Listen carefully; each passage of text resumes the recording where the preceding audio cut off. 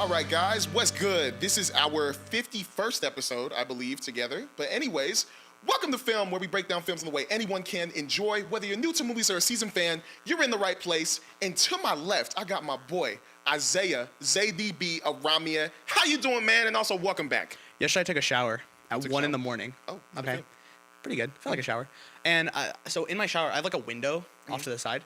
And I look, and I see a spider web. And a not so nice spider. And I'm not going to lie. I was like, I'm going to thug this out, and I'm just going to shower. Could not focus on my shower. Yeah. So I was in there for like a minute. I turned that thing off. I dried up really quick, put my underwear on, was like, all right, time to go on spider kill crew, right? I got this like, it's not a duster. It's like a scrub for the toilet. You know what I'm saying? I got one of those, and then I got my shoe. And I went up to my shower, locked and loaded, and just started. And it was on my shoe. So then, you know, like my toilet and then like the thing, I started beating it on there too. Absolutely murked it. And then I took out the spider web and I showered perfectly fine. Sounds like a boss level in a video game. It was, yeah, I hate spiders. I actually hate when spiders are giant and like lifelike. Yes. That's like an actual fear of mine. I hate it. I don't rock with stuff like that. I hated The Mummy because there's so many of them when they're like little and they come out of the scarabs. Don't like that. Those are the roaches. Those are the beetles. I don't like it. It's spiders. It's disgusting. Regardless, they're gross, and I don't like any bug that's in a lot or big. So there you go. Fun fact about me and a little shower story, but it'll play into something we'll talk about in a little bit. I was wondering why you were telling the story. I was like, what? No, I honestly just found a connection right now. I just wanted to tell that story because I thought it was interesting and funny. I thought you were going to be like, and I killed a spider, but I also watched Indiana Jones. No, I just think it's important that people understand that we have lives outside of movies. You know, sometimes we take showers at 1 in the morning. Yeah, I feel like that's nice, though. It is like nice. That'd be It's a nice awesome. thing. It's so awesome. I love it. Phil, how are you doing? I'm doing pretty good, man. I'm doing pretty good. Last week, very hectic, very busy, but this week, chilled out a bit. Chilled out a little bit. bit. Got to watch, actually, a lot of things. Whoa. Got to watch a lot. Whoa. More than, I think I'm back. I think You're I'm back back. to watching a lot of different Whoa. new stuff and talking about it, because usually I just stick to the set list, but got a couple of new things to talk about. Okay. I got one new thing to talk about. Okay. That's it. And it's actually the only thing I watched. Do you want me to start? Would you rather start? Yeah, I'd say you start. Okay, cool. Let me get the thing. I have to need the names. So the show, new show on HBO Max. It's an HBO original. It's called Rooster. With Oh my Steve gosh! You watched it too? Yes, come No on! way! Oh my gosh! Oh We my did not gosh! talk about that at all. We didn't say a word. That's so funny. That's really? perfect. I literally was gonna try to put you on. I was gonna be like, hey, I need you to watch this. All right, Dude, go okay, ahead. let me tell you my story. So last night, it's late at night. I'm like, I'm gonna watch Baby Daddy because I want an easy sitcom. I'm finishing Baby Daddy again. I hadn't seen it since I was a wee lad, so I was like, let's try and finish it. I'm on season 3. I love Baby Daddy, by the way. Creator of Hannah Montana, fun fact. And it's really good, but if I remember when I was a kid, it gets randomly canceled on the 6th season, and it kind of ends on a cliffhanger, and that's Yeah. the worst thing ever. Have you seen Baby Daddy? I have not. It's fantastic. Anyways. I thought you were talking about the movie. I was like laughing. My bad. Anyways, so I was like, I started it, I watched 2 minutes, and I was like, no. Hold on. I keep getting this ad for this show called Rooster. Yep. And there's a lot of positive buzz about it. People are saying it's hilarious. Steve Carell's the funniest he's ever been, blah, blah, blah. All right. We'll see if he's funnier than he is in The Office. Okay. So I watched the first episode of Rooster, expecting multiple, but it actually ended up just being the first episode. Yep. Okay. And I liked it. Yep. I really liked it. If you don't know what Rooster is about Steve Carell's character, Greg, who goes to a college campus to read his book to a classroom, right? But really, it's so that he can check on his daughter who recently got into a divorce, okay? That's the premise. That's it. That's all you need to know about the show. It's pretty funny. It really is. Is it the funniest Steve Carell's ever been? I don't know yet. It's 1 episode, 30 minutes. I can't tell you if that's true or not. But I can tell you there is a quality to it. There is a humor to it that I really much enjoy. It's definitely me humor. I knew it. It's that like awkward, like smart comments whenever anyone says anything stupid kind of humor that I just like I eat up. I think it's the funniest thing ever. I'm trying to think of what else. The cast seems great so far. Everyone is just doing a pretty decent job. What I'm super curious about is to see if the creator made Ted Lasso and The Shrinking, which neither shows I've ever seen, but I know I'd love. And oh, really? Is it Scrubs too? I just started watching Scrubs, so that's funny. I mean, I barely started. I'm not going to talk about Scrubs today because I barely watched the first episode. Anyways, that's funny. I didn't know that. From what I understand in his track record, is he's able to be very funny while also being pretty deep. Yeah. That is just a very common theme. I'm curious to see how this show, like I want to see how this show gets to that. Because right now the first episode, like it's not doing that. It is just very funny, has some good bits, but I'm enjoying it and I will be there every Sunday to watch this because it's awesome. And I started an ad for it. I'm so sorry. There you go. No, you're good. Yeah. I really like the show. Yeah. I really do so far. Like, once again, just like you, I don't know how many episodes are going to be in this? 8, 10. 10, 12? 10. Oh, 10? That's perfect. Oh, it's 9? No, it's 10. I have 10 on here unless it got renewed. Let me check. Okay, well. Yeah, 10. Oh, it 10. shows 10. Okay. Yeah. So if there's 10 episodes, that's perfect. But that first episode was pretty, like, that was a very good opening Yeah. like, to the show. Like, that scene where he's just like, I was talking to Tyler about it, goes over, he's following this kid down to this one spot, and then he sees this wet dude, like, running on the campus, and then it's just random, and then all of a sudden he's like, hey, did you see that, to the kid? And the kid's like, what?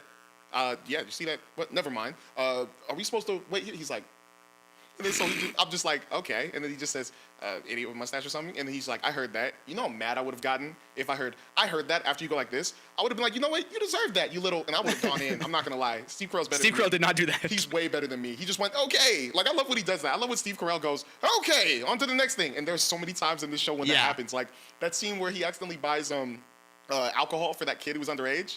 And the cop comes up at him. Dude, bro, oh my gosh. And he's just like, well, no, I wasn't trying to get do a BJ or something out in the back. And he's like, wait, what? Why would you even say that? I wasn't even thinking that. Yeah, it's just so absurd, by the way. It's so awesome. It kept going up and getting worse and worse and worse. And my favorite but most annoying and awkward scene was when he's taking Dylan Shepard, played by Danielle Deadweiler, back home.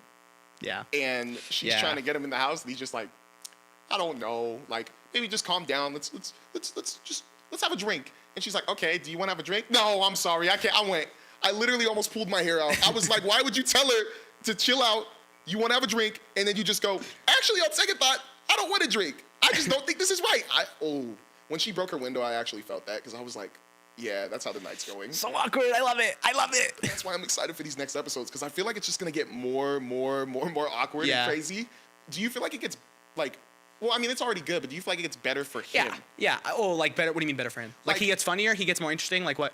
Do you feel like all the situations keep getting like worse? Like where it's like he almost gets arrested, he almost gets accused of hating women, he accidentally like rejects a woman who's clearly trying to. Do you feel like it's just gonna get progressively worse? Like I think it's gonna consistently escalate. Or do you feel like it's gonna get smoother? No, I think the show is gonna keep escalating.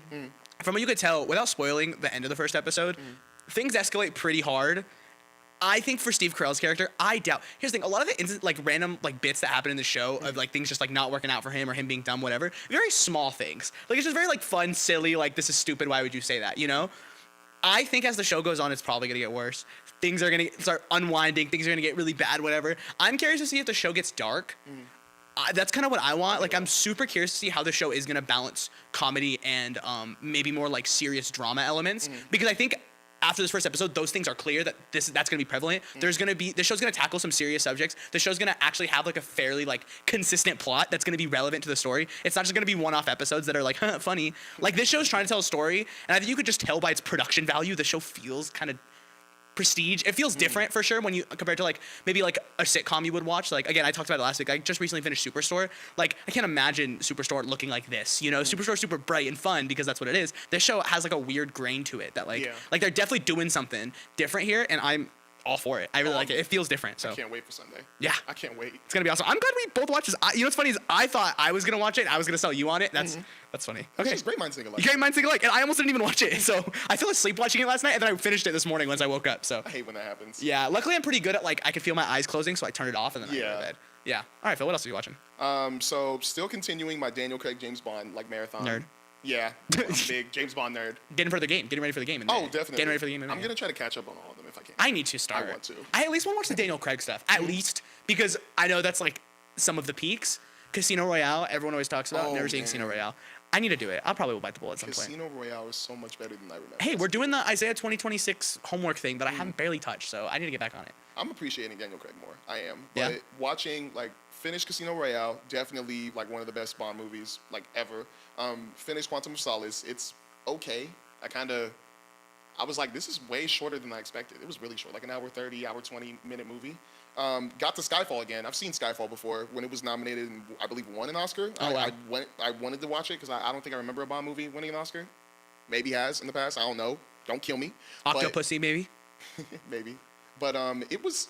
Why'd you look at me so deep? What? Like that? I was just listening to you. My bad. I'm sorry. That's the one James Bond movie I always want to watch. And Ted 1, they make jokes constantly about that movie. And I'm like, that's a movie. And I looked it up and I'm like, that's hilarious. That's a James Bond movie. I need to watch that. That's true. But watch Skyfall again and it looks incredible. It's still a good Bond movie, but I don't know if I'd choose it over Casino Royale. Okay. That's my hot take. But it looks incredible. Like it's shot so well. But now I'm on Spectre. Spectre. Spectre. Okay, thank God. I'm on Spectre. And it probably has one of my favorite openings to a movie. Ooh. Like that oneer to open it up, insane. And even just having that done on, I believe that was Dia de los Muertos, I was like, wow, this is like electric. But really cool that James Bond was navigating that whole crowd to get to his target. And then it's still a one-shot take, and he gets into a building, he's with this woman, you think he's about to get it on, but the next thing you know, he dresses out of his suit, which was really cool, and she's like, where are you going? And he's like, I'll be right back. And he just goes out the window, he's walking, getting to his spot or position, and it's so good, like really good. But I appreciate these Daniel Craig more. My nickname for him right now is Crash Out 7. Because anytime he's just fighting everybody, like he's good at like interrogating people, but then like there's so many times he'll be like screw it and then just throws hands like Tobey Maguire in Spider-Man movies. What's the James Bond movie?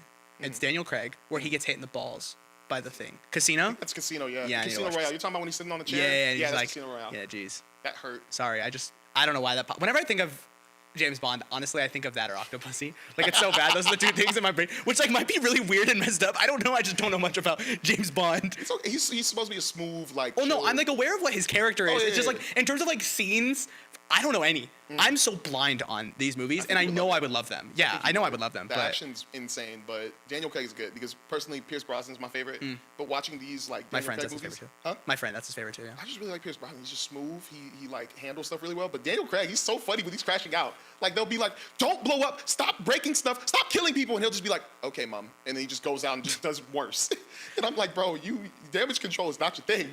How close do you think we are to a new James Bond movie? I think we're pretty. I mean, isn't there that whole Amazon thing going on? Yeah, Denis like, Villeneuve, but have we figured out who our Bond is yet? Oh, I know we not talked yet. about it. There's Like that's what I'm rumors saying. about Is that. like how close do you think we are to like finally getting? I think maybe next year we'll probably find out. I don't know. I think we're still a ways out until we hear like news about what's going on and like who's the next Bond and like how many movies or if Denis Villeneuve is going to direct all of them or if they're going to keep doing this thing where they have different directors directing the same actor, which is what I love to be honest. Seeing these different takes on Daniel Craig's Bond is cool, but I don't know what they're going to do. I low-key forgot he was doing James Bond. Oh, I yeah. forgot about I that. thought that was an why did excellent choice. I completely forgot about that. That's insane. That's gonna be awesome. Oh yeah, I'm excited. Oh my gosh. The rumors that Time I'm to be hearing about alive. these different actors is cool, but like I said, James Bond is cool, and Daniel Craig, I appreciate you more now that I'm watching your movies again, bro. I didn't respect you as a kid, but bro, you're a crash out. Like you're a crazy crash out. You're a smooth crash out. And that don't make no sense.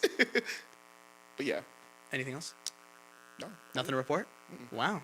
Well, Phil, you've been watching something else though, and I'm actually really curious to see because here's the thing: is I don't know anything about the show outside of, I think an ad that I saw. Phil, you watched The Burbs. Yep. On Peacock? On the cock. All right. Yep. Okay. Phil, what did you think of The Burbs? Honestly, it's not bad. Like it's It's really not nice bad. to watch. Like I thought I didn't really watch too much of the trailer. I knew it was them like investigating a creepy house or whatever, and I thought it was gonna be a little bit of like paranormal or horror, like funny comedy, like Haunted Mansion type with Eddie Murphy. Yeah. But this is way more like it has chill vibes, but it also has those moments when it's being super funny and comedic with all this really good cast ensemble because they're really good comedic actors in my opinion. Like Keke Palmer obviously kills it. Like she's really good in this movie. But all these other actors they have, like Jake Whitehall, Julia Duffy, Paula Pell, and Mark Frost are so funny in this show, it's ridiculous. Like, you're thinking, I thought this was gonna be way more of like she moves to the neighborhood and all of those people are gonna be the ones who are like really crazy and either trying to kill her or trying to hide like a bigger secret that the town is all in on. But it's way more of her coming to the town and then just dumb like being in her group trying to help her and just being insanely funny. Like they have the most random like sequences of events that are so funny and ridiculous that had me like in my chair going like, what's gonna happen next? Because this is growing on me. Like it really felt like a good show where I know the mission is to find out the huge mystery of this like house and what's going on, but I was way more invested in like, what's this whole group gonna do next? Because they're so funny when they go in to investigate this house and find out why it's so weird. It's very funny when they're going around and like making all their little comedic like jabs and stuff because you've seen shows and movies like that where they just have like They have to comment on everything. yeah Yeah. that's what they do in this. They like a lot, but it's honestly really good. And I think the two that really make it, or the three that really make it shine, is Julia Duffy, Paula Pell, and Mark Frost. Like they're just really funny. Julia Duffy plays Lynn Gardner, Paula Pell plays Dana Richards, and Mark Frost plays Todd, who is the most like weirdest character in the show, but also one of my favorite characters because he's just so random and weird. But they all three of them work, especially with Keke Palmer. Like Keke Palmer plays the trope of being a paranoid black person in this white suburban area so well. And there's so many times she throws jokes like that out where she hears like a creak and she's like, no, I ain't doing that. And then like if she sees something even weirder, she feels like something's weird.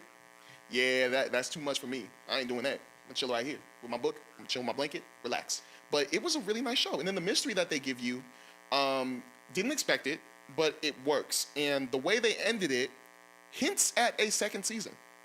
I Everything does. am still having mixed feelings about how they did it, but I am still also curious on what the bigger mystery is, because you solve the one mystery that they have you guessing at in this first season, but then it grows into something bigger where it's like, oh, who else is involved in this, or how much bigger does this go? And I like that. But it was overall a very nice, chill show to watch, which I didn't expect. And I'd honestly suggest this for everybody who likes I was kind of getting Modern Family but sicker vibes. Whoa. maybe. Okay, hold on. You're invoking a word here. Yeah, like sicker. Like Modern Family? but sicker. Like the suburbs. Now I'm not saying. I was like, dude, what? The suburbs. You can't say Modern Family because I love Modern Family. Exactly. Okay. But more on the like investigative sicker type vibe. Okay. But I did like it, and I like this cast ensemble that they had because I thought they were all really funny. I thought they were gonna annoy the crap out of me, but they were really funny together. I want to ask a couple questions. First one, you say you don't like that they're set. Is it that you don't like that they're starting a second season, or do you just think maybe the big mystery they're alluding to just isn't going to pay off well? Do you feel like they're already milking it? Like you're just like, man, this feels okay. Because I feel like what they did, if they brought in a new mystery, I feel like that would have been better instead of just continuing. I'm still curious on how they're going to continue what they solved, but. The thing about it is the last 2 episodes, because don't get me wrong, it's cheesy, like it's pretty cheesy, like it's a classic like horror movie where you're like, why are you going down there? Why are you doing this? Why are you doing that? But the comedy helps it. So the last 2 episodes, episode 7, they could have ended it on there. But then when I saw that they had another episode after that, I was like, well, what more do they have to solve? And it piqued my interest a little because it's like, okay, maybe there's going to be a crazy reveal. And it kind of was a little bit crazy, but at the same time, it was more like, okay, this is stuff for season 2. Okay. And that's why I'm kind of on the fence of, was that okay or was it not? Because it kind of left me there like, I don't know if I'm that excited to see a season 2. Like, I liked it, but I feel like this would have been fine if you just ended it with episode 7 and then just make a whole new mystery. That's what I am. But I'm like I said, I'm curious on what they could do. In terms of, this is considered a horror? Like, is it scary? Not really. It's not really Does scary. it feel like a... Feels like a Disney horror movie. Okay, I was gonna say. Like, that makes sense. That's why I said Haunted Mansion, even though Haunted Mansion I'd say is scarier than this. And maybe like one of those, like a Halloween Town High type of. Okay. So like it's like almost too campy, where it's like this isn't scary at all. Like this is literally just like funny, fun. Yes, whatever. Okay. it's way more funny and fun. Cool. All right. Yeah, I liked it, and I would honestly for the whole show, I'd give it a 7 out of 10. Okay, so good. A decent 7 out of 10. Like I didn't hate it, obviously, but I feel like it could have been better on some aspects. But it was nice to watch. It had the right amount of episodes, even though it should have ended on episode 7. But I'm glad we had an extra episode, and it was easy to watch. It wasn't like an hour each episode. It was like 38 to 40 to 32, but it was fine. So this show came out February 8th, 2026. Yeah. They set up a second season. There's officially no word whether or not this show gets renewed. Do you think, okay, you're not super like into the whole like bigger mystery, whatever, like, but do you think the show should get a second season? Like, do you think there's potential? You can say no. I'm not gonna lie, if it doesn't have a second season, I think for the fans that like any type of show or movie, there's like people who are like diehard for it. There's gonna be like, if anything, it's a community for everything. If there's a community that loves this show, I think they would be incredibly mad on the way they ended if they just don't give it a second season. I think you just owe it. Like I'm speaking to you, Peacock. You owe it to people who watch this to give us a second season. Yeah. Like once again, I'm not crazy about it. I liked it, but for those who love it, you have to give them a second season because that ending and the way Keke Palmer said the thing she did. You can't end it off season 1. You can't do that. Like you can't. If they were to do that, I'd be like, remember Toy Story 2? When it's like, all right, yeah, let's see. And then it just ends and he's like, where's the rest of it? Yeah. That's it. I feel like that's what this show would be if it were to end without a second season. All right. We'll move on to the next thing, but can I get permission to talk to Peacock as well if we're just kind of open the floor talking? Peacock, can I talk to you about something really fast? I've been watching a little show on you guys' platform called St. Dennis Medical. It's not over yet. I'm not ready to talk about how I feel about the second season, but here's what I'll say. It recently got renewed for a 3rd season. Woo, claps all around. All right, let's go. I'm so happy it's renewed because I could just say I love the show in general. In general, I love the show so much. I have never been more scared of the show getting canceled in my life because of how much I care about it. I care about it so much that like I'm watching it and I'm like, dude, I need you guys to start like going off in terms of story so that the show can continue. Peacock, if you cancel this show, you already renewed it. But I know how you corpse work. You could still cancel it. I'm well aware that is a possibility. Don't do it. Don't do it because trust me, Phil, I will be very upset. Here's how I can threaten Peacock. I will unsubscribe. I will. I won't have a Peacock subscription anymore if you get rid of the show. Ooh, they need me. They need my with ad subscription. Please don't cancel this show. For anyone else that's watching St. Dennis Medical, let's bump those ratings up. Let's get the numbers up. Let's get people watching because, dude, Phil, it's so good. It's so funny. It's everything you want a sitcom to be. It's just so comforting. It's so easy to watch. It's the best. I just need to shout it out really fast because it came back. That and Abbott are fully back. You know, they're doing the thing. Still, a lot of episodes too, which is so nice. Both. You know what's the best about sitcoms is they get the whole like 2018 episode treatment. It's so nice. And Abbott Elementary's over there killing it on Hulu and all the things because it's Abbott Elementary. Everyone loves Abbott Elementary. And with Scrubs coming back now, I'm terrified that they're gonna be like, well, everyone's gonna leave St. Dennis Medical and go watch Scrubs because Scrubs is Scrubs. You know, who's gonna not watch Scrubs? And that terrifies me. So Peacock, just trust the process. Give it, here's what I'll ask. Renew it for like up to 6 seasons, like stop at 6, and you'd be like, hey, that's your cutoff. So they can just work to that and then end it. Perfect, easy. But don't cut it off after this season. Don't cut it off after the 3rd season because I will be upset and I will unsubscribe. Thank you. Anyways, just a short little thing. I just need to renew it. Because he's gonna crash out. I'm gonna crash out. He's probably gonna turn the Crash Out 007. When the 3rd season comes out, if the 3rd season comes out, it'll probably come out close to the end of this year or next year, like early next year. If while the 3rd season happens and it ends, nothing, that's it for me. I quit. Respectfully, I quit. This is gonna be worse than you with adults if it didn't get. Yeah, way worse. Way worse. way worse. Oh man, you heard it now. You heard it Watch now. our review on Stinking Adults because if you might want to be scared if you. Yeah, you'll be scared. But I was told I have to chill out on the things that I said. So I'm keeping it PG. Keeping it PG. For now. Phil, a big movie came out this weekend. Couple actually. Yeah, and we're gonna talk about both of them. But Phil, you watched one of them that I didn't watch. So I want to know what you think about it because the fanfare for it doesn't exist. People don't really like this movie very much. But Phil, I want to know what you thought about The Bride. Phil, The Bride. What did you think? As a sequel to Frankenstein, Phil. What did you think of The Bride? Yeah, well, just in case for all them fact checkers, we're not serious. It wasn't a sequel to Frankenstein. Not Guillermo del Toro's Frankenstein, please. Or was it? But this movie was. I'm on the fence about it. Ooh, Phil on the fence. Okay. I'm definitely on the fence. I'm over here trying to catch the ball. You guys, all I'm saying is, a movie is a movie when Phil's on the fence about it. Yeah, so it had moments. Whoa. I'm not gonna lie. Moments. It had moments where I really was rooting for the characters, and then it had moments where I got a little bit lost on the grand scheme.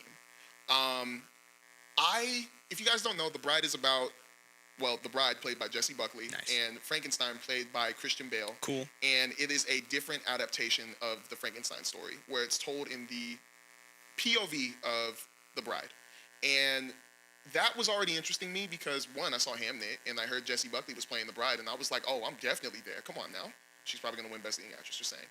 And two, Christian Bale. He's in it, so I had to watch it. But I was also curious on what the grand scheme of this whole movie is going to be, because I know from the trailers it's all about the romance, and that was the thing that was selling me. But then it introduced some things in it where I was kind of on the fence about it, where I was kind of like, I don't know if this worked fully with it. I don't know if this should have been in there. And I just want to go out the way, go with the positives. Jessie Buckley and Christian Bale, their romance was good. Their chemistry was really good because the bride, the way she gets introduced into the movie was so cool. Like, I'm going to be for real. To me, it was very cool. She's this woman who is, I don't want to say she was a prostitute. I don't think so. But she gets killed.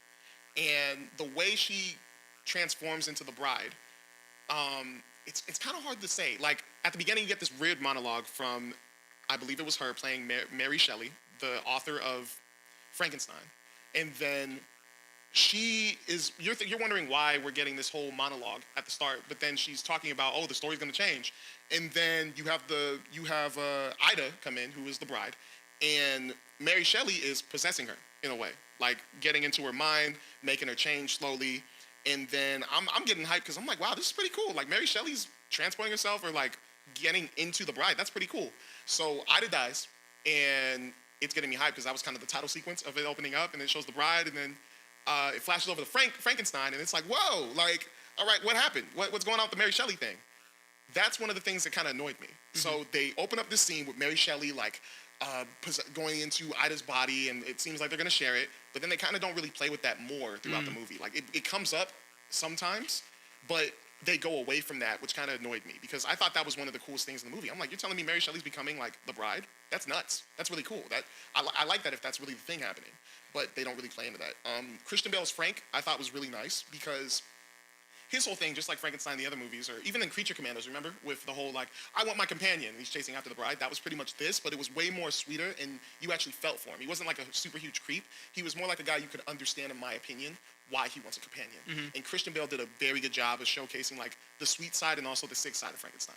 Because, I mean, Frankenstein has his rage moments, And I mean, Christian Bale, he's Batman. Whenever he rages, he has that voice. And so you hear that. Joker. Yeah, well, kind of. But I really like the scenes where he was being sweet and was trying to take care of the bride. Because she's this wild, like, character. And every time certain things would happen, he was there for her. And he was there, like, trying to help her out. And also trying to explain who he is. And I thought that was really nice. That's why it differs from the Creature Commandos version where he's just a weirdo.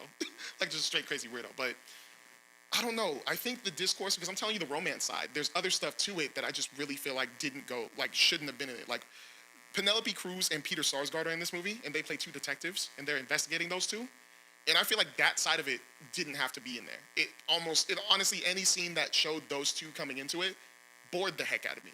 Like, really just shouldn't have been in there. But I don't know, like, I've seen people's reviews saying it was, like, very directionless.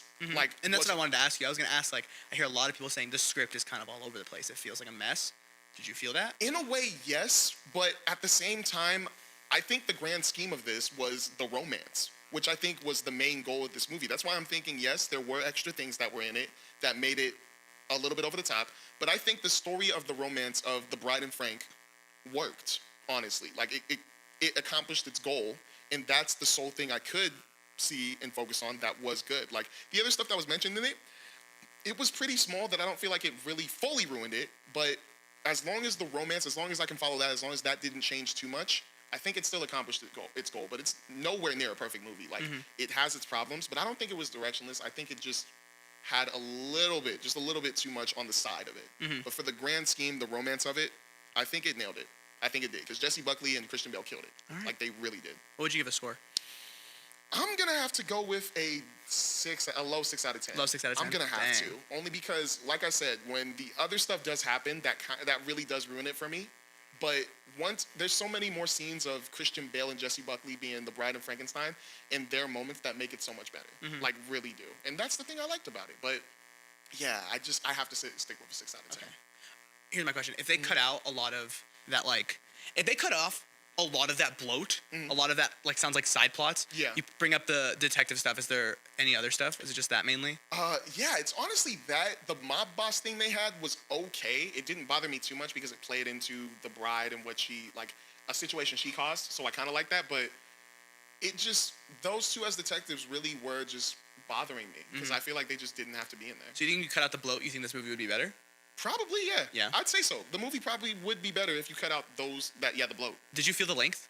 It's not super long. I looked. Really, it's like 2 hours, 6 minutes. I didn't feel the length. I honestly was expecting it to be longer because of all the stuff going on, because I was thinking it was going to play a bigger, like, factor into it. Because they do, one of the things I did like that I thought could have been fleshed out more was they were making the bride, like, an icon for for women, and they made, like, this, group that was like doing their makeup like the bride, doing their hair like the bride, dressing like the bride, and they started like causing mischief for a second. I thought that was pretty cool because I'm like, okay, like she was being treated badly, she sees other women being treated badly, like she could be a role model for women. I think that's tough, and if that turns into a whole group, I honestly would like that, but it doesn't get fleshed out more than that when they show you the scene of them like going crazy in the city. I thought it was gonna get into more of a thing. Maybe she becomes their leader and actually like it was almost like Harley Quinn. Kind of remind me of that. Yeah. But it doesn't extend after that. It doesn't do anything more after that. It gets mentioned and then poof. And it annoyed me. Interesting. Because I thought it was cool. I was like, yo, the bride being an icon, I'm down for that. Or the bride, maybe even Frankenstein, but you know, it's called the bride. So with the movie doing all of these different things, by the end, right, without spoiling anything, obviously, because the movie is pretty new, do you feel like it at least sort of comes together in a weird, like, Frankenstein way? Like, they kind of stitch a bunch of stuff together? Or do you think, like, it just, like, falls apart completely at the end? I think the romance stayed consistent throughout the whole thing. Like, even when the certain thing happens, I believe that was accomplished very well to end it. But the other side stuff, not too well. No? I'm going to say no. Dang, dude. That's rough. That's so unfortunate, because I think there was a lot of... I think there was really high expectations for this movie based on the trailers. It seemed like, how was this presentation? Because I feel like it trailers really well. Okay, that's what I figured. Really good. Okay, like there was so much of that going in. Great cast, you know. Oh, who's the director? I forget. Maggie Gyllenhaal. What has she done? I believe this is her second movie. Oh, I don't remember the first one she did. Because I feel like it was something major, or like it was like a really good. She has directed The Lost Daughter and Homemade, which was a TV miniseries. I haven't seen The Lost Daughter, but that was made in 2021, and this is her second movie that she's done. Okay. The Bride. Then maybe I'm incorrect, but okay, I know why. I didn't realize I completely blanked on who Maggie Gyllenhaal was. I didn't realize she was an actress. I completely forgot she was in The Dark Knight, if I'm being honest. But anyways. I remember her line. What was the line? Shoot. It doesn't matter. Regardless, I just completely blanked on that. But yeah, okay, like good. Do you think she at least has like a good future? Like it's like a future directing career? Like do you think there's potential there and it was just sort of a weird script? I'd say for sure there's potential there. Like I think that her presentation and even just like the way things were shot, the way things were edited together, really good. Like there is something there with The Bride. Like it's not an all-out horrible movie. It's just that there was just a little bit too much going on in the background. Okay. If it was solely about the romance fully, I feel like this would have been received better. But, you know, people are people. They gonna hate. They gonna hate, Phil. Anything else you want to say on The Bride exclamation point? Honestly, if you all loved, weirdly enough, Wuthering Heights, I feel like you'd probably like The Bride. Same vibe. In a way, yes, but I kind of like this more than Wuthering Heights. So I'll put it there. But if you want to see a romance movie that's a little bit sick, The Bride is for you. If you want to see Jesse Buckley and Christian Bale going insane and also doing really good acting, this movie is for you. But I would definitely watch this in theaters. Like this, it looks really good, and the way things are shot, it's really awesome. So I would definitely go see. I would highly suggest people go see this in theaters. Awesome. All right, Phil. Let's hop on to our next segment. You ready to talk about this? We're gonna be talking about Pixar's newest movie, Hoppers. Yes. That just came out. Phil, I've been fairly quiet, so I kind of want to go in. Oh, go in. I watched Hoppers. I actually watched it today. I watched it in between my class. I got out of my 1 to 2:15 class. I was like, I'm gonna drive to the AMC. I showed up probably like 3 minutes. Like I think once I walked in, the movie had like just started. Like it was like, I was like, okay, what's going on? I basically came in right when she starts like doing the petition stuff. Oh.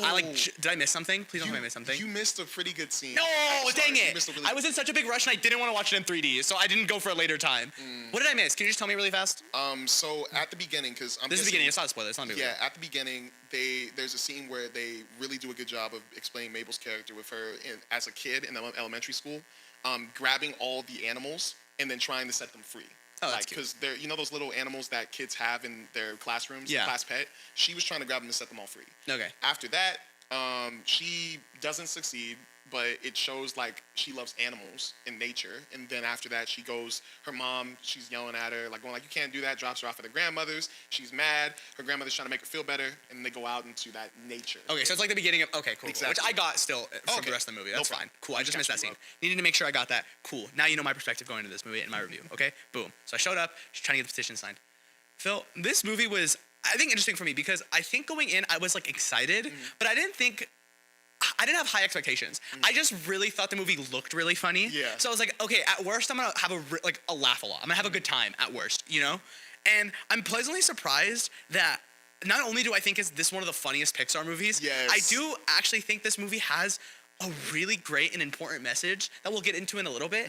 And that was just really surprising to me. Because I think especially going in, I wasn't expecting that. And watching a good bit of the movie in the beginning, at least, I wasn't expecting what the message ended up being. Oh, yeah. And it was fantastic. Such a funny movie, such an awesome time. I love all the characters. I love Mabel. I love the mayor. I love the insects. And oh my gosh, don't get me started on the beaver himself.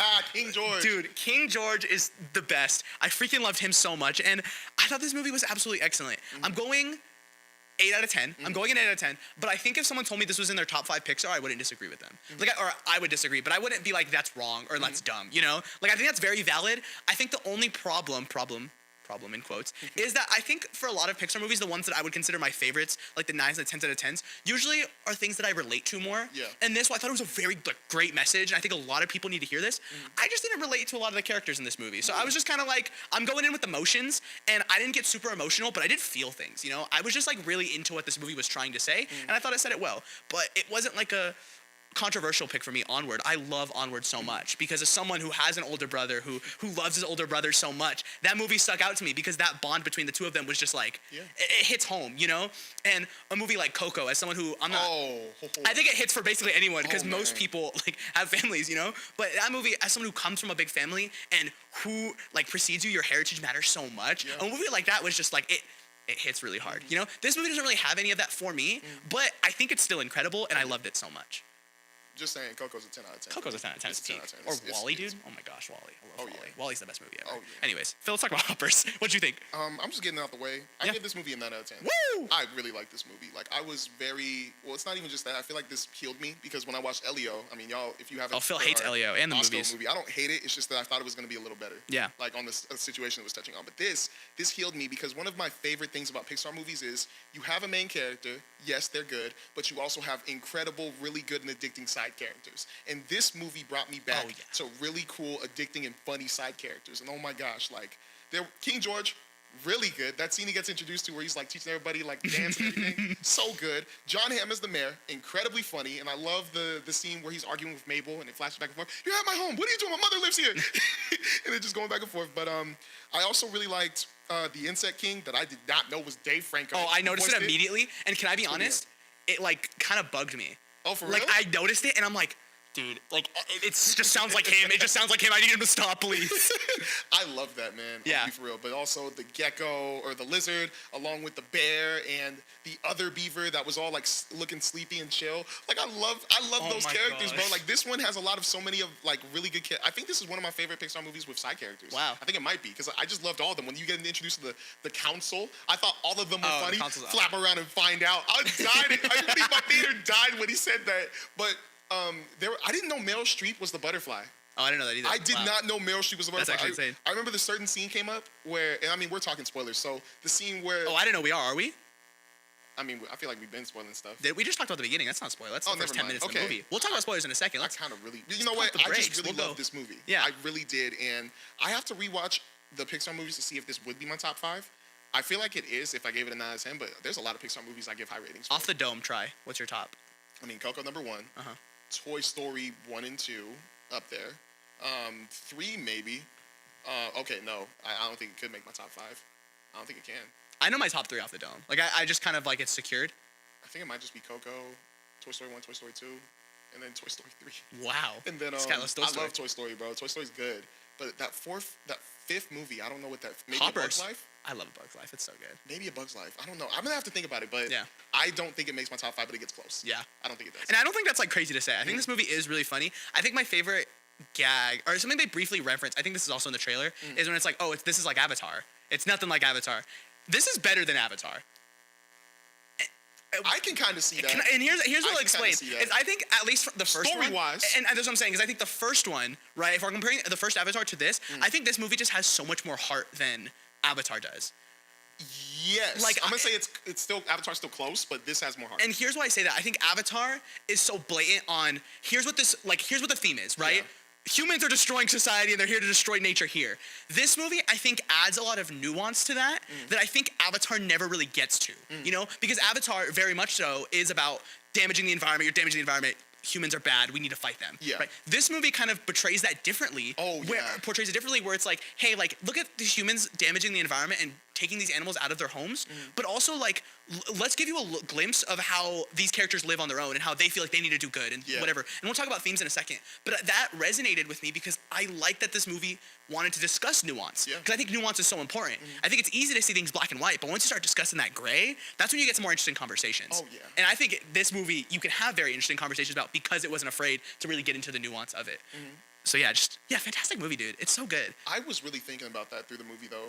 That's why I was kind of shook that I liked it as much because the way they do the Avatar trope in this really was a little bit better than the first Avatar movie. Nothing really beats Avatar: The Way of Water for me. I'm sorry, that's on a higher level. But the way it goes into, because I think the beginning scene, and I feel like you already love it more than Avatar 1, so I think you already understand it. But the beginning scene does a really good job to me of getting to that point, because obviously we learn who Mabel is, what she loves, what she believes in, but then we also see that scene where it just talks about, like, she's super angry, she's super frustrated, and their grandmother brings her out and just says, shh, listen. Yeah. And it just goes quiet. You're listening to nature, you're looking at the animals in the area, and you're already knowing it's about to get super, like, emotional, you're going to get to know these characters, and you definitely get to know these animals. That was the one thing that got me even more excited when I'm watching this movie, because right when she gets into that beavatar body, when she finally gets to be around those other animals, and it kind of gave me the Wild Robot vibes, when she starts hearing them talk, and she starts hearing them talk about the certain things, she's trying to talk to them as well, going like, have you seen a beaver and everything? And then you get really personal with all these different, like, side animals. I'm gonna call them side animals. Only because with Avatar, I think the difference is with Neytiri, that's the one Avatar you really get to know. You really get to feel for. Compare the other ones where it's like, oh, you're there, but I'm mainly rooting for Neytiri. I don't want her to die. But then when you watch this movie, you really don't want any animal to die because you love them all. And I feel like that's the thing that makes it a little better. You get to know all of these different characters more instead of just the nature of it. Yeah, 100% agree. I think, oh man, I was going to say something too, and I really, damn it, I hate when this happens to my brain. Let's get into spoilers, because I think it's probably going to come back to me in really like the next 5 seconds. Let's go favorite bits, favorite moments from the movie. Can I say mine? Yep. Pond rules. I think the entire concept of the beaver sitting, the beaver, like he looks super, like his eyes are closed, a lot of it. And he gets like eaten, and then like Maple jumps over, like, hey, like let him out, whatever. And he drops, and he's like, why'd you do that? Yeah, why'd you do that? It's part of the, it's just part, it's how it works, you know, like I got Ian. The biggest reaction. And like, do you still want to do it? No, now it's weird. So good. I thought this movie was just so funny. I don't know, there's a lot of bits like that where I'm just like, dude, this movie's awesome. You brought it up earlier, the dam scene when they're all dancing on the thing. I like when they rebuild the dam and they're like, oh, we're gonna party. And they just start going to town. Awesome. Bro, my favorite scene in the whole movie was definitely when they're meeting with the council.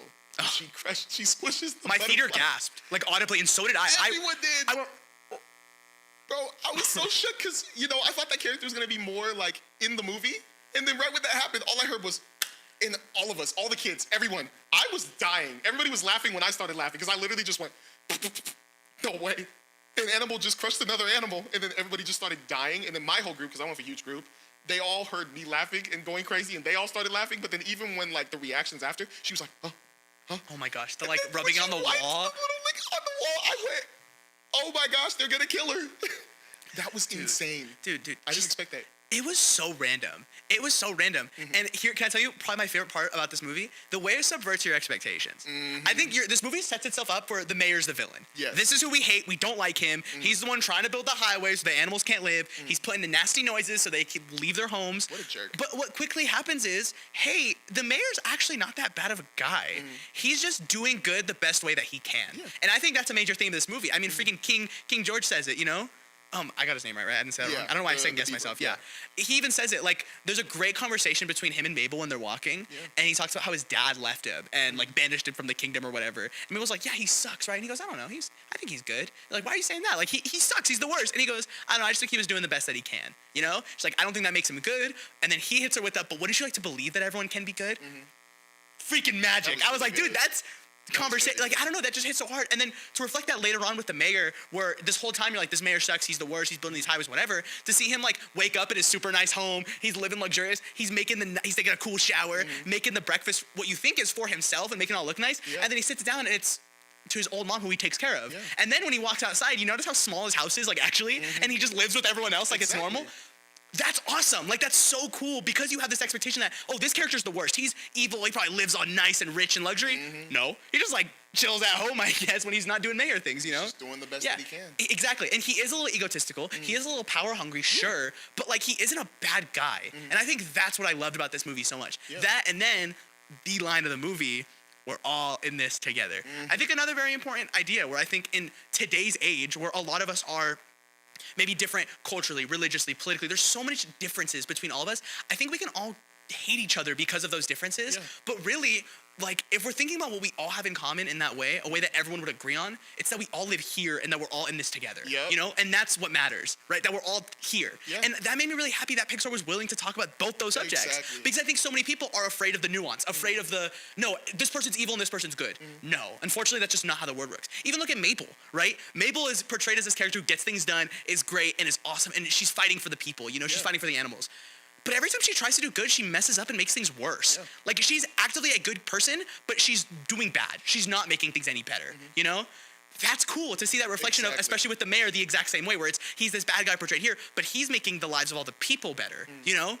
Just a really interesting, like, difference between the two characters. I thought it was really awesome. No, that was perfect, because to be honest, I think one of the things that really impressed me was the whole, like, step into somebody's like shoes or like see how another person's like life is on that side. Like, you have the Avatar thing where eventually, spoiler alert, the mayor turns into one. He turns into a beaver in his own way with the hair and the tie. I thought that was funny. But he was already starting to get it, but when he really got in that body and really started to like interact with the animals and help them, he could see the differences. He could see what is the good in that. That's why that ending scene, I really loved it. Yeah. When he's like, all right, let's do our job. Everybody, let's fix this up. I really like that. And the fact that I mean, obviously, it's not going to be perfect when you're trying to, like, work together because they tried lifting that thing up and they're arguing. But the fact that they were able to meet each other there, lift it up, and, like, try to get it out of there, that's the most important thing. Yeah, exactly. That's why I like what you said. Like, we're all in this together because, I mean, it's Beaverton. It's our Beaverton. We all got to just make it better. And I like that. And I like how they were teaching kids on that. And I like how there was another thing that I really liked about it. It's mainly with Mabel. It was like her character, how she's very... I like how she learned that she pretty much was, like, causing all these problems. Oh, yeah. And the scene that I really liked that showed that big time was when King George finds out that she is human. I thought that was insane. I thought that reveal was really good. That was one thing that I will say was better than the way Avatar revealed it. Because everybody knew they were avatars. Like, everybody knew. But the way King George found out was nuts. Like, what was it? Was it a snake or what grabbed her? So she gets grabbed, and her arm starts to rip off a little bit, but right? I think it was by one of the humans when they're grabbing her, because remember, they get her in the basket, she bites through it, and then the mayor grabs her, and then she starts to rip a little bit. It doesn't matter really, but regardless, like, like that moment of, like, her getting sort of ripped off, getting transported back in, and it's just, and the beaver, like the robot beaver's just standing there, and he goes up to it, and he's, like, trying to grab it. That was so hard to watch. So hard to watch. I literally forgot, too, that she was human. I was like, I like her as a beaver, but then right when her mind gets transported back into her body, and then the King George is watching it happen, I went, oh, this is going to suck. This is actually going to suck. And then when he's trying to, like, wake up the little robotic beaver, I was like... I'm so happy they didn't cut to, like, the perspective of, like, the animals when you can, like, they have the bigger eyes and you can, like, hear them talk. I'm so happy there was just the little eyes and he looked super cute and he was just like, and I'm like, dude, please stop. Potato. Yeah. So awesome. Just a phenomenal movie. It just did a really good job of, like, I don't know. It just did my bad. It did a really good job of, like, talking about two different sides and where we can meet each other halfway. Exactly. Yeah. Did a very good job on that. And I mean, they even come to a compromise with the highway. I mean, the highway just gets rerouted. My favorite bit, two things with the highway that I thought were so funny. One, when the mayor's, like, gassing himself up about, so save you a whole 4 minutes. Really funny. I just, like, that's so awesome. But did you also notice, I don't know if this was just in, like, the diorama they had, but the highway is just a circle. Like, it's what's the point of it, like, actually? I was trying to figure that out because I was like, okay, so does that mean there's going to be one? No, because then everybody would get clogged over here. So does that mean 2? No. It literally doesn't make any sense in concept. I was like, how are they getting down? Don't know. It's so funny. I will say, we mentioned a little bit, Dave Franco did take me out of the movie a bit, only because of how distinctly it was Dave Franco. It really was. I was just like, dude, I was like, is that him? And then once I, like, realized, I couldn't stop hearing him just yelling. When I think of Dave Franco, I think of the scene in 21 Jump Street when he's like, I'm the guy like me in jail, it rhymes with grape. I always think of that scene. And hearing him was just a lot, but I loved the scene of him, like, cocooning, or I don't know what you call the process of a butterfly. Okay, cool, nice, nailed that. And him, like, going, I like how they made that scary originally, and then they made it more scary when he's, like, actually coming out of it, and they do, like, the, like, ritual with, like, all gathered around him and, like, getting ready for the king. That was so creepy. So creepy. It was so funny. It was so awesome. And then the whole bit with the, what's it called? Him getting the suit and him being the mayor and just running around and being, greetings, humans. Yeah, I'm the mayor. And then, like, he's just, like, saying things expecting a reaction, and they're like, yeah, we love you, mayor. So good. So weird, but so weird. That's what made it so much better. Oh my gosh, what a phenomenal movie. You know what sucks though is I do want this to, huh? You look like you want to say something. Say it. Finish your thing real quick. I was gonna say, I think maybe if I watch this movie enough, it could be like one of my favorite Pixar movies ever. Because, can I be honest with you, I don't love a lot of Pixar movies. I like a lot of them, but, like, I don't love a lot of them. Like, Toy Story was never my thing. I love 3. I think they're all great. I love 3. And honestly, hot take, I really enjoy 4. I don't think it's a bad movie at all. I think a lot of people that say it's a bad movie just think it shouldn't exist. But just because something shouldn't exist doesn't make it bad, okay? 4 is fine. Yeah. Cars, I never liked as a kid. I still think Cars, I think it's boring. I think it's fine. I'm trying to think of other Pixar movies off the dome. Bugs Life I do like. Incredibles, you know me. I'm not, weirdly enough, that's probably your 5, yeah. I'm not a big Incredibles guy. I never have been. I've never even seen the second one. For me, it was always like, as a kid, I loved WALL-E. I love Coco, and I love Onward. Those are my 3. They perfectly encapsulate my 3 phases because of timeline when they came out. WALL-E was my movie as a kid. Coco was a movie I watched when I was like 12, 13. I was like, dude, what an incredible movie. And then I watched Onward when I was 15, 16. I'm just like, dude, this is awesome. I was going through a lot when I watched Onward too. It's just like a really important movie to me. So like that's like my Pixar timeline. I'm not a big Pixar guy historically. I would love to do a full rewatch of everything. Yes. And like we really get into like what we think about this and that, because like Monsters University, I love so much. Oh I think my that movie's so gosh, good. Monsters, Inc. Okay, we have to do it now because We should talk about this because maybe I'll Oh. flip. Because look, I'm not saying Pixar movies are bad at all. I think they're awesome, and I understand why they're so incredible. I just was like never obsessed with them. I've never been obsessed with them. They've never been like my personality or anything. I love a couple of them. WALL-E is one of my favorite movies of all time, right? It's the greatest love story ever told, and I stand on that, okay? But I wish this movie, I could like come out of it and be like, yeah, like this is it, because I think it's doing so much that I love. I just wish I were like related to it. Like I wish it had a character where I was like, dude, I feel that, you know? But a lot of it I was just like, yeah. I really do a lot of it. But real quick, I know we just got serious, but what did you think of the shark? Oh my gosh. Like, what did you think about the shark? Here's actually something I didn't say. I don't think I talked about in like my initial like non-spoiler like review. I loved how absurd this movie was in terms of like the concept, and it felt like it just kept escalating. Where it's like, okay, you already got weird, but it is kind of like Avatar with the beaver turning human, whatever. Okay, cool. And then it's like, okay, now here's the mammal king, but now you have like a bunch of other kings for amphibians, insects, fish, and birds. Cool. Okay, yeah. All right, now let's get even weirder and let's have them all work together to try and do the squish. The squish. The squish. This was just, oh my gosh. And yes, the shark scene was incredible. I thought it was so funny. I didn't really understand like what the whole like deal was with the way it was talking. I understand it's supposed to be like nice. It kind of had like, you know when it's about to bite the mayor and she's like, you might feel a biting sensation. Yeah. Just be ready, and then it'll proceed with death. Yeah. Like, I can't describe what that sounds like to me in my head. To me, I want to say flight attendant, but that doesn't sound correct. It seemed like the Jet 2 Holiday Woman. Okay, really sure. Yeah, exactly. So funny. It was such an awesome... This movie is probably one of the most absurd movies I've ever seen, because it was just so weird. When was the last time Pixar... I guess maybe Turning Red. I hear a lot. I've never seen it, but I know a lot of people say it's really weird. Like, this movie felt so weird, and but this time I guess people liked it, because people didn't like Turning Red, I guess. Yeah, they weren't bigger fans, but... Yeah, this movie, very absurd. That shark scene came out of nowhere. Like, me and the whole theater went, oh my gosh! Because I was thinking, okay, crocodile. Wait, that's bigger. A whale. A great white shark. Like when the birds dive under, too, and they start slowly dropping. When the music, suspenseful music came on, I went, nah, there's no way. I thought they were getting out the Megalodon for a second. I was like, that would have been tough. Dude. That would have made this movie top 10, but... I thought it was cool when the shark was in the air, swimming towards the car in the tunnel, and I was like, the birds are helping it swim. It's insane. Oh my gosh, these animals are nuts. It was just Animal Farm on crack. I just loved it. I think the last scene, my last favorite scene was probably when they're like originally communicating with the mayor through the text-to-speech. So funny. When like she's like, hey, we're your friends, hey, this, that, whatever. And then they all kind of go like, wait, no, I want to say something. Beaver. Potato, lizard. So good. I thought that was awesome. This was a really comedic movie, but I loved it. Yeah. I loved it. Anything else you want to say?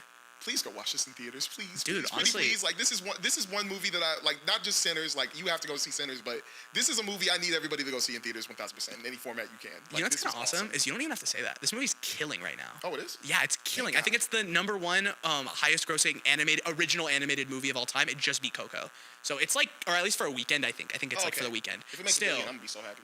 That'd be awesome. So good for them. Good for Pixar getting a W. Good for Disney finally like letting Pixar just do the thing in theaters and not like have like I know they had Inside Out 2, whatever. But it's kind of nice to see Pixar on like they're back. You know.